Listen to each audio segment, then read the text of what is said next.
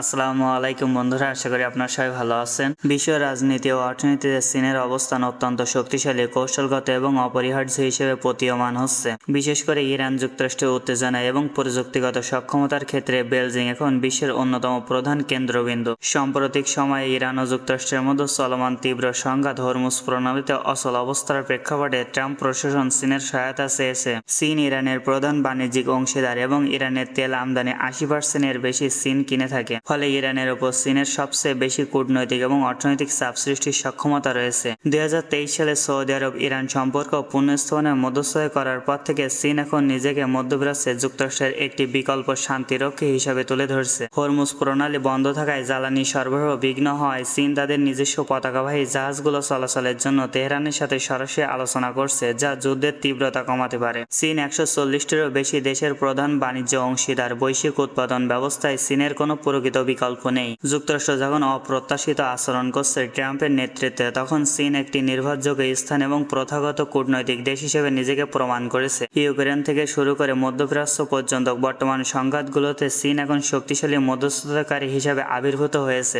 যদিও যুক্তরাষ্ট্র উন্নত চিপের উপর নিষেধাজ্ঞা দিচ্ছে, চীনের 28MN এর মতো পরিপক্ক প্রযুক্তি বা ম্যাটসিও নোটস এর সক্ষমতা অর্জন করেছে, যা গাড়ি এবং শিল্প ইলেকট্রনিক্সের জন্য অপরিহার্য। চীন এআই, কোয়ান্টাম কম্পিউটিং এবং গ্রিন হাইড্রোজেন প্রযুক্তিতে ব্যাপক বিনিয়োগের মাধ্যমে ভবিষ্যৎ বিশ্বকে নিয়ন্ত্রণ করার পরিকল্পনা করছে। চীন ইউক্রেন যুদ্ধ শুরু থেকে রাশিয়া এবং পশ্চিমা বিশ্বের সাথে একটি সতর্ক ভারসাম্য বজায় রেখে চলেছে। চীন নিজেকে ইউক্রেন সংকটে একটি সম্ভাব্য শান্তি প্রস্তাবক হিসেবে নিজেকে উপস্থাপন করেছে, যদিও রাশিয়া চীনের ঘনিষ্ঠ সম্পর্ক পশ্চিমারা নিবিড়ভাবে পর্যবেক্ষণ করেছে। 2026 সালে চীন কেবল একটি উৎপাদনকারী দেশই নয়, বরং একটি বৈশ্বিক ভূ রাজনৈতিক নিরাপত্তা এবং প্রযুক্তির মূল চাবিকাঠি হিসাবে তুলে ধরেছে নিজেকে। ট্রাম্প প্রশাসনের মতো চরমপন্থী অবস্থানেও মধ্যপ্রাচ্যের শান্তি ফিরিয়ে আনতে বেলজিং এর ওপর নির্ভর করতে বাধ্য হচ্ছে। চীন 2026 সালে কৃত্রিম বুদ্ধিমত্তা, এআই, কোয়ান্টাম কম্পিউটিং এবং উন্নত সেমিকন্ডাক্টর উৎপাদনে বৈশ্বিক নেতৃত্ব দিচ্ছে। তাদের উন্নত প্রযুক্তির উৎপাদন সক্ষমতা বিশ্বব্যাপী সরবরাহ শৃঙ্খলা সাপ্লাই চেইনস নতুন আকার দিচ্ছে।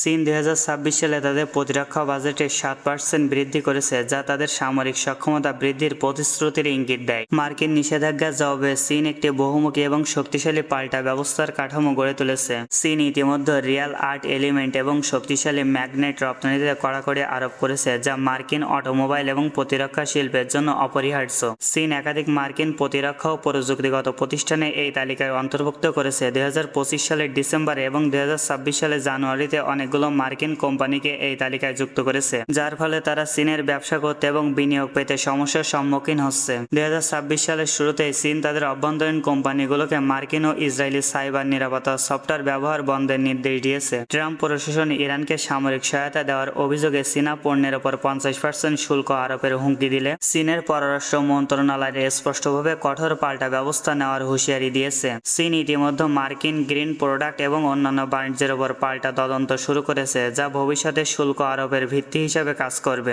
চীন এখন আর কেবল প্রতিবাদে সীমাবদ্ধ নেই। নতুন সরবরাহ শৃঙ্খলা বিধির মাধ্যমে সরাসরি মার্কিন সম্পদ জব্দ, ভিসা বাতিল এবং কৌশলগতভাবে খনিজ সম্পদ রপ্তানি বন্ধের মতো কার্যকর পদক্ষেপ নিচ্ছে। এই বিষয়গুলো নিয়ে আপনাদের কি মতামত জানিয়ে দেবেন। আপনাদের গুরুত্বপূর্ণ মতামত। আজকের মতন বিদায়, দেখাবে নতুন কোনো ভিডিওতে আবার। আল্লাহ হাফেজ।